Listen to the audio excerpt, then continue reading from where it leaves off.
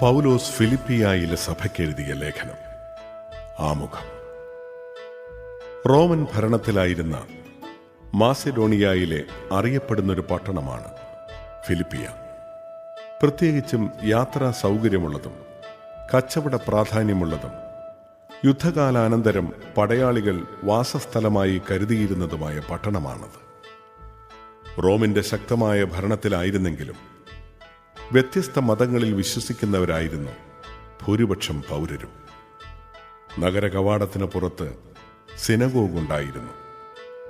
പൗലോസ് രണ്ടാം പ്രേക്ഷിത യാത്രയ്ക്കിടയിൽ ഫിലിപ്പിയായിലെ സഭയ്ക്ക് അടിസ്ഥാനമിട്ടു. വീണ്ടും അദ്ദേഹം ഫിലിപ്പിയ സന്ദർശിക്കുന്നതായി കാണാം.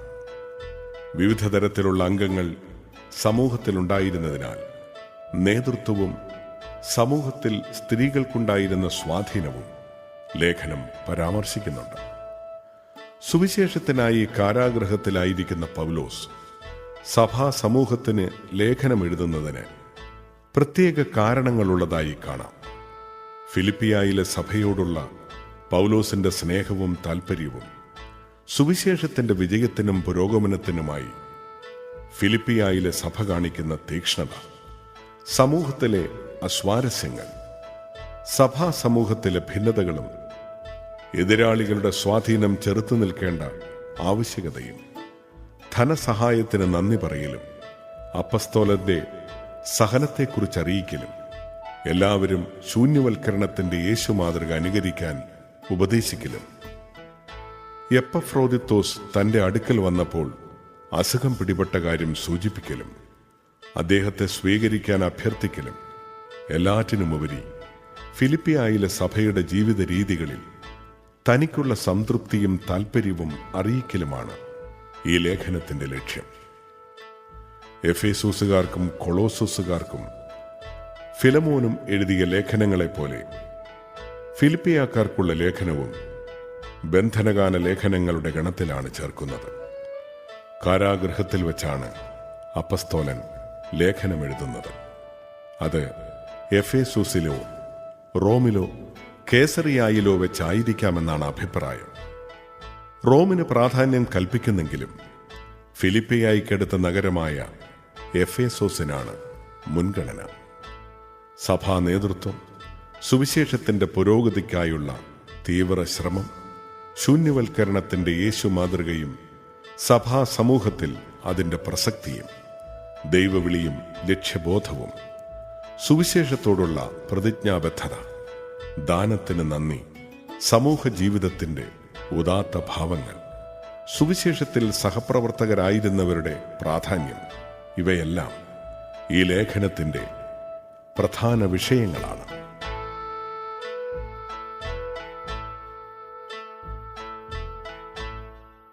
അധ്യായം 1.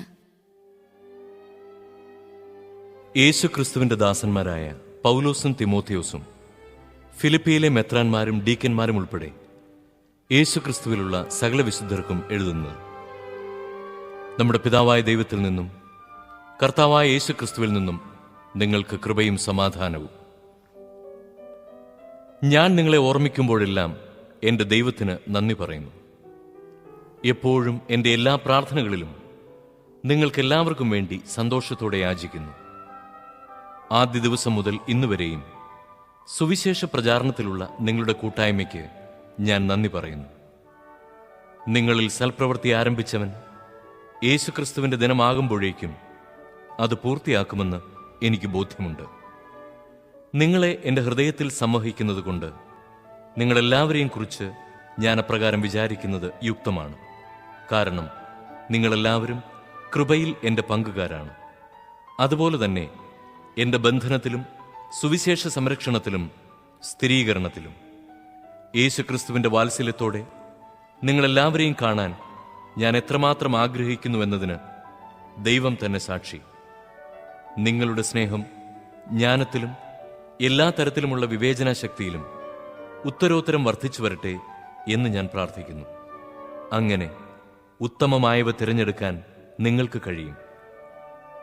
ദൈവത്തിൻ്റെ മഹത്വത്തിനും സ്തുതിക്കും വേണ്ടി യേശു ക്രിസ്തുവിലൂടെ ലഭിക്കുന്ന നീതിയുടെ ഫലങ്ങൾ കൊണ്ട് നിറഞ്ഞ് നിങ്ങൾ ക്രിസ്തുവിൻ്റെ ദിനത്തിലേക്ക് നിഷ്കളങ്കരും നിർദോഷരുമായി ഭവിക്കട്ടെ.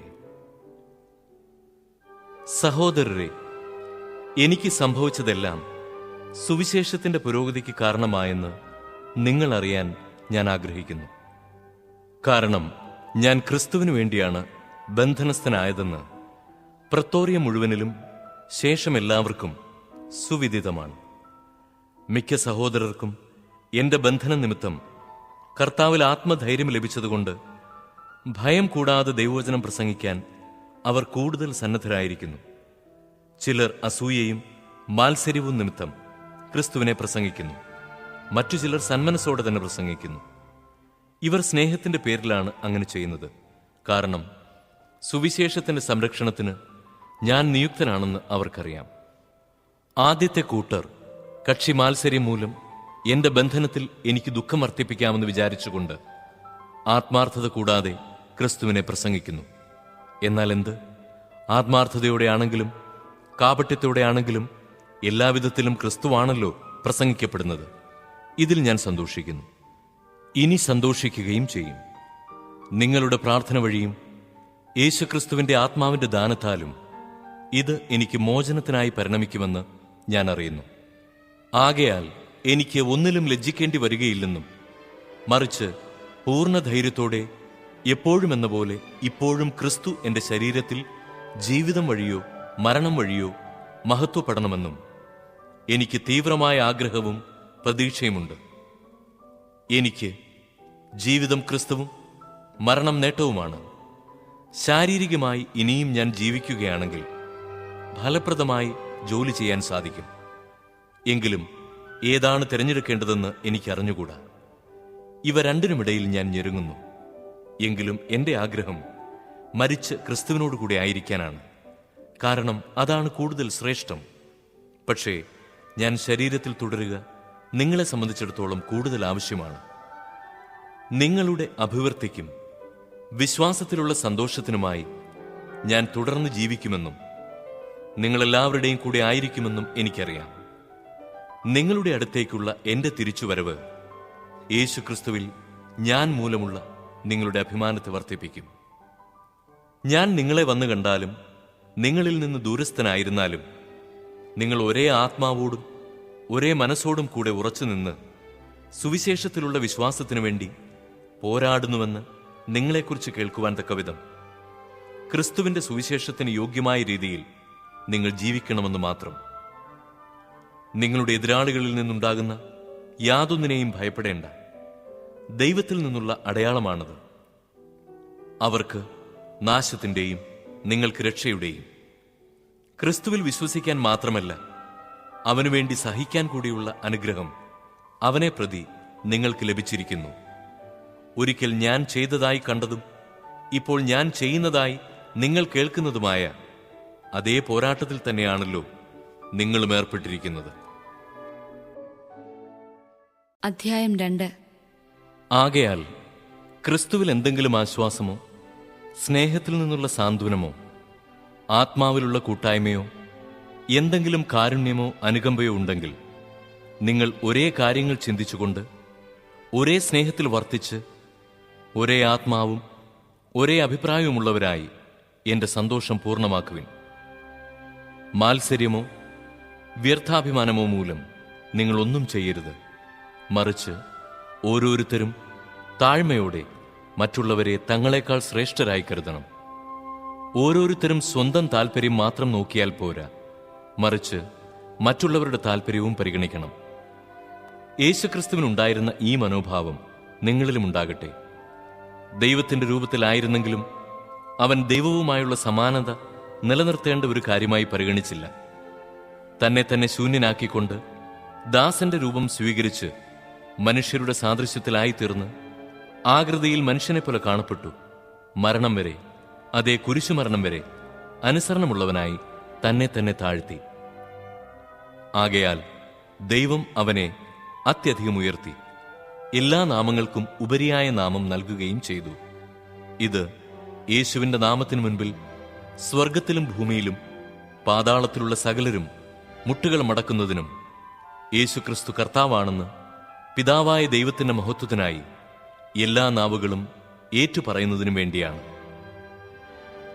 എന്റെ പ്രിയപ്പെട്ടവരെ, നിങ്ങൾ എപ്പോഴും അനുസരണയോടെ വർത്തിച്ചിട്ടുള്ളതുപോലെ എന്റെ സാന്നിധ്യത്തിൽ മാത്രമല്ല, ഞാൻ അകന്നിരിക്കുന്ന ഈ സമയത്തും പൂർവാധികം ഭയത്തോടും വിറയലോടും കൂടെ നിങ്ങളുടെ സ്വന്തം രക്ഷയ്ക്കു വേണ്ടി അധ്വാനിക്കുവിൻ. എന്തെന്നാൽ തന്റെ അഭീഷ്ടമനുസരിച്ച് ഇച്ഛിക്കാനും പ്രവർത്തിക്കാനും നിങ്ങളെ ഉത്തേജിപ്പിക്കുന്നത് ദൈവമാണ്. എല്ലാ കാര്യങ്ങളും മുറുമുറുപ്പും തർക്കവും കൂടാതെ ചെയ്യുവിൻ. അങ്ങനെ നിങ്ങൾ നിർദോഷരും നിഷ്കളങ്കരുമായി തീർന്ന് വഴിപിഴച്ചതും വക്രതയുള്ളതുമായ തലമുറയുടെ ഇടയിൽ കുറ്റമറ്റ ദൈവമക്കളാവട്ടെ. അവരുടെ മധ്യേ ലോകത്തിൽ നിങ്ങൾ വെളിച്ചമായി പ്രകാശിക്കുകയും ചെയ്യട്ടെ. നിങ്ങൾ ജീവന്റെ വചനത്തെ മുറുകെ പിടിക്കുവിൻ. അപ്പോൾ ഞാൻ ഓടിയതും അധ്വാനിച്ചതും വ്യർത്ഥമായില്ലെന്ന് ക്രിസ്തുവിന്റെ ദിനത്തിൽ എനിക്ക് അഭിമാനിക്കാം. നിങ്ങളുടെ ബലിയുടെയും വിശ്വാസത്തിൽ നിന്നുള്ള ശുശ്രൂഷയുടെയും മേൽ ഒരു നൈവേദ്യമായി എന്റെ ജീവൻ ചൊരിയേണ്ടി വന്നാൽ തന്നെയും ഞാൻ അതിൽ സന്തോഷിക്കുകയും നിങ്ങളെല്ലാവരോടും കൂടെ ആനന്ദിക്കുകയും ചെയ്യും. ഇപ്രകാരം തന്നെ നിങ്ങളും എന്നോടുകൂടെ സന്തോഷിക്കുകയും എന്റെ ആനന്ദത്തിൽ പങ്കുകൊള്ളുകയും ചെയ്യുവിൻ. നിങ്ങളുടെ വിവരങ്ങൾ അറിഞ്ഞ് എനിക്ക് സന്തോഷിക്കാൻ വേണ്ടി തിമോഥെയോസിനെ ഉടനെ നിങ്ങളുടെ അടുത്തേക്ക് അയക്കാമെന്ന് കർത്താവായ യേശുവിൽ ഞാൻ പ്രത്യാശിക്കുന്നു. അവനെപ്പോലെ നിങ്ങളുടെ കാര്യത്തിൽ ആത്മാർത്ഥമായി താൽപ്പര്യമുള്ള വേറൊരാൾ എനിക്കില്ല. എല്ലാവരും അന്വേഷിക്കുന്നത് സ്വന്തം കാര്യമാണ്, യേശുക്രിസ്തുവിന്റെ കാര്യമല്ല. എന്നാൽ തിമോഥെയോസിന്റെ സ്വഭാവഗുണം നിങ്ങൾക്കറിയാമല്ലോ. പുത്രൻ പിതാവിനോടൊത്ത് എന്നതുപോലെ അവൻ എന്നോടൊത്ത് സുവിശേഷത്തിന് ശുശ്രൂഷ ചെയ്തു. എന്റെ കാര്യം എങ്ങനെയാകുമെന്നറിഞ്ഞാൽ ഉടനെ അവനെ അയക്കാമെന്ന് പ്രതീക്ഷിക്കുന്നു. എനിക്ക് വേഗം വരാൻ സാധിക്കുമെന്ന് കർത്താവിൽ ഞാൻ പ്രത്യാശിക്കുന്നു. എന്റെ സഹോദരനും സഹപ്രവർത്തകനും സഹയോദ്ധാവും നിങ്ങളുടെ അപ്പസ്തോലനും എന്റെ ആവശ്യങ്ങളിൽ ശുശ്രൂഷകനുമായ എപ്പഫ്രോദിത്തോസിനെ നിങ്ങളുടെ അടുത്തേക്ക് അയക്കേണ്ടതാണെന്ന് ഞാൻ കരുതുന്നു. നിങ്ങളെ എല്ലാവരെയും കാണാൻ അവൻ അതീവ തൽപരനാണ്. കൂടാതെ താൻ രോഗിയാണെന്ന് നിങ്ങൾ കേട്ടതിൽ അവൻ വളരെ അസ്വസ്ഥനായിരിക്കുകയുമാണ്. അതെ, അവൻ രോഗബാധിതനായി മരണത്തോളം എത്തി. എങ്കിലും ദൈവം അവനോട് കരുണ കാണിച്ചു. അവനോട് മാത്രമല്ല, എന്നോടും. എനിക്ക് ദുഃഖത്തിന്മേൽ ദുഃഖമുണ്ടാകാതിരിക്കാൻ വേണ്ടി അവനെ നിങ്ങൾ വീണ്ടും കണ്ട് സന്തോഷിക്കാനും അങ്ങനെ എന്റെ ദുഃഖം കുറയാനും വേണ്ടി അവനെ അയക്കാൻ ഞാൻ അതീവ തൽപരനാണ്. അതുകൊണ്ട് പൂർണ്ണ സന്തോഷത്തോടെ നിങ്ങൾ കർത്താവിൽ അവനെ സ്വീകരിക്കുവിൻ. അവനെപ്പോലെയുള്ളവരെ നിങ്ങൾ ബഹുമാനിക്കണം. കാരണം ക്രിസ്തുവിനു വേണ്ടിയുള്ള ശുശ്രൂഷയിൽ അവൻ മരണത്തിന്റെ വക്കുവരെ എത്തി. എനിക്ക് വേണ്ടിയുള്ള നിങ്ങളുടെ ശുശ്രൂഷയുടെ കുറവ് പരിഹരിക്കാൻ സ്വന്തം ജീവൻ തന്നെ അവൻ അപകടത്തിലാക്കി. അധ്യായം 3. എന്റെ സഹോദരരെ, നിങ്ങൾ കർത്താവിൽ സന്തോഷിക്കുവിൻ. ഒരേ കാര്യം വീണ്ടും എഴുതുന്നതിൽ എനിക്ക് മടുപ്പ് തോന്നുന്നില്ല. നിങ്ങൾക്ക് അത് കൂടുതൽ സുരക്ഷിതത്വം നൽകും. നായ്ക്കളെയും തിന്മകൾ പ്രവർത്തിക്കുന്നവരെയും പരിച്ഛേദനവാദികളെയും സൂക്ഷിച്ചുകൊള്ളുവിൻ.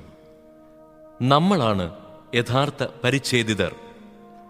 ദൈവത്തെ ആത്മാവിൽ ആരാധിക്കുകയും യേശുക്രിസ്തുവിൽ അഭിമാനം കൊള്ളുകയും ജഡത്തിൽ ശരണം വയ്ക്കാതിരിക്കുകയും ചെയ്യുന്ന നമ്മൾ. എന്നാൽ എനിക്ക് ശരീരത്തിലും പ്രത്യാശ വയ്ക്കാൻ കഴിയും. ശരീരത്തിൽ പ്രത്യാശയുണ്ട് എന്ന് വിചാരിക്കുന്ന ആരെയുംകാൾ കൂടുതലായി അതിനുള്ള അവകാശം എനിക്കുണ്ട്. കാരണം 8-ാം ദിവസം പരിച്ഛേദനം ചെയ്യപ്പെട്ടവനാണ് ഞാൻ. ഇസ്രായേൽ വംശത്തിലും ബെഞ്ചമിൻ ഗോത്രത്തിലും പിറന്നവൻ, ഹെബ്രായരിൽ നിന്ന് ജനിച്ച ഹെബ്രായൻ, നിയമപ്രകാരം ഫരിസേയൻ, തീഷ്ണത കൊണ്ട് സഭയെ പീഡിപ്പിച്ചവൻ, നീതിയുടെ കാര്യത്തിൽ നിയമത്തിന്റെ മുൻപിൽ കുറ്റമില്ലാത്തവൻ. എന്നാൽ എനിക്ക് ലാഭമായിരുന്ന ഇവയെല്ലാം ക്രിസ്തുവിനെ പ്രതി നഷ്ടമായി ഞാൻ കണക്കാക്കി. ഇവ മാത്രമല്ല, എന്റെ കർത്താവായ യേശുക്രിസ്തുവിനെ പറ്റിയുള്ള ജ്ഞാനം കൂടുതൽ വിലയുള്ളതാകിയാൽ സർവവും നഷ്ടമായി തന്നെ ഞാൻ പരിഗണിക്കുന്നു. അവനെ പ്രതി ഞാൻ സകലവും നഷ്ടപ്പെടുത്തുകയും ഉച്ഛിഷ്ടം പോലെ കരുതുകയുമാണ്. ഇത് ക്രിസ്തുവിനെ നേടുന്നതിനും അവനോടുകൂടെ ഒന്നായി കാണപ്പെടുന്നതിനും വേണ്ടിയത്രേ. എനിക്ക് നിയമത്തിൽ നിന്ന് ലഭിക്കുന്ന നീതിയല്ല ഉള്ളത്, പിന്നെയോ ക്രിസ്തുവിലുള്ള വിശ്വാസം വഴി ലഭിക്കുന്ന നീതിയാണ്. അതായത് വിശ്വാസത്തെ ആസ്പദമാക്കി ദൈവത്തിൽ നിന്നുള്ള നീതി. അത് അവനെയും അവന്റെ പുനരുത്ഥാനത്തിന്റെ ശക്തിയെയും ഞാൻ അറിയുന്നതിനും അവന്റെ സഹനത്തിൽ പങ്കുചേരുന്നതിനും അവന്റെ മരണത്തോട് താതാത്മ്യപ്പെടുന്നതിനും വേണ്ടിയാണ്. അങ്ങനെ മരിച്ചവരിൽ നിന്നുള്ള ഉയർപ്പ് പ്രാപിക്കാമെന്ന് ഞാൻ പ്രതീക്ഷിക്കുന്നു. ഇത് എനിക്ക് കിട്ടിക്കഴിഞ്ഞെന്നോ ഞാൻ പരിപൂർണനായെന്നും അർത്ഥമില്ല. ഇത് സ്വന്തമാക്കാൻ വേണ്ടി ഞാൻ തീവ്രമായി പരിശ്രമിക്കുകയാണ്.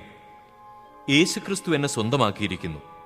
സഹോദരരെ, ഞാൻ തന്നെ ഇനിയും ഇത് സ്വന്തമാക്കിയെന്ന് കരുതുന്നില്ല. എന്നാൽ ഒരു കാര്യം ഞാൻ ചെയ്യുന്നു. എന്റെ പിന്നിലുള്ളവയെ വിസ്മരിച്ചിട്ട് മുമ്പിലുള്ളവയെ ലക്ഷ്യമാക്കി ഞാൻ മുന്നേറുന്നു. യേശുക്രിസ്തുവിലൂടെ ഉന്നതത്തിലേക്കുള്ള ദൈവത്തിന്റെ വിളിയാകുന്ന സമ്മാനത്തിനു വേണ്ടി ഞാൻ ലക്ഷ്യത്തിലേക്ക് പ്രയാണം ചെയ്യുന്നു. അതിനാൽ നമ്മിൽ പൂർണ്ണത പ്രാപിച്ചവർ ഇങ്ങനെ തന്നെ ആഗ്രഹിക്കട്ടെ. ആരെങ്കിലും ഏതെങ്കിലും കാര്യത്തിൽ ഭിന്നമായി ചിന്തിക്കുന്നെങ്കിൽ ദൈവം നിങ്ങൾക്ക് അത് വ്യക്തമാക്കിത്തരും. എന്നാൽ നേടിയെടുത്തതിനെ മുറുകെ പിടിച്ചുകൊണ്ട് തന്നെ ആവണം നമ്മുടെ പ്രവർത്തനം. സഹോദരരെ, നിങ്ങൾ എന്നെ അനുകരിക്കുന്നവരുടെ കൂടെ ചേരുവിൻ. ഞങ്ങളുടെ മാതൃകയനുസരിച്ച് ജീവിക്കുന്നവരെ കണ്ടുപഠിക്കുവിൻ. എന്നാൽ പലരും ക്രിസ്തുവിന്റെ കുരിശിന്റെ ശത്രുക്കളായി ജീവിക്കുന്നുവെന്ന് പലപ്പോഴും നിങ്ങളോട് ഞാൻ പറഞ്ഞിട്ടുള്ളത് തന്നെ ഇപ്പോൾ കണ്ണീരോടെ ആവർത്തിക്കുന്നു. നാശമാണ് അവരുടെ അവസാനം. ഉദരമാണ് അവരുടെ ദൈവം. ലജ്ജാകരമായതിൽ അവർ അഭിമാനം കൊള്ളുന്നു. ഭൗമികമായത് മാത്രം അവർ ചിന്തിക്കുന്നു. എന്നാൽ നമ്മുടെ പൗരത്വം സ്വർഗത്തിലാണ്. അവിടെ നിന്ന് ഒരു രക്ഷകനെ, കർത്താവായ യേശുക്രിസ്തുവിനെ നാം കാത്തിരിക്കുന്നു. സകലത്തെയും തനിക്ക് കീഴ്പ്പെടുത്താൻ കഴിയുന്ന ശക്തി വഴി അവൻ നമ്മുടെ ദുർബല ശരീരത്തെ തന്റെ മഹത്വമുള്ള ശരീരം പോലെ രൂപാന്തരപ്പെടുത്തും. അധ്യായം 4. ആകയാൽ പ്രിയപ്പെട്ടവരെ, ഞാൻ കാണാൻ ആഗ്രഹിക്കുന്ന എന്റെ സന്തോഷവും കിരീടവുമായ വത്സല സഹോദരരെ, നിങ്ങൾ കർത്താവിൽ ഉറച്ചു നിൽക്കുവിൻ. കർത്താവിൽ ഏക മനസ്സോടെ ഇരിക്കാൻ ഞാൻ എവോദിയായോടും സിന്ധിക്കയോടും അഭ്യർത്ഥിക്കുന്നു. കൂടാതെ എന്റെ ആത്മസുഹൃത്തെ ക്ലമന്റിനോടും എന്റെ മറ്റ് സഹപ്രവർത്തകരോടും കൂടെ സുവിശേഷത്തിനു വേണ്ടി എന്നോടൊപ്പം പ്രയത്നിച്ച ആ സ്ത്രീകളെ സഹായിക്കണമെന്ന് ഞാൻ നിന്നോട് അഭ്യർത്ഥിക്കുന്നു. അവരുടെ നാമം ജീവന്റെ പുസ്തകത്തിലുണ്ട്. നിങ്ങൾ എപ്പോഴും നമ്മുടെ കർത്താവിൽ സന്തോഷിക്കുവിൻ. ഞാൻ വീണ്ടും പറയുന്നു, നിങ്ങൾ സന്തോഷിക്കുവിൻ. നിങ്ങളുടെ ക്ഷമാശീലം എല്ലാവരും അറിയട്ടെ. കർത്താവ് അടുത്തെത്തിയിരിക്കുന്നു. ഒന്നിനെക്കുറിച്ചും ആകുലരാകേണ്ട.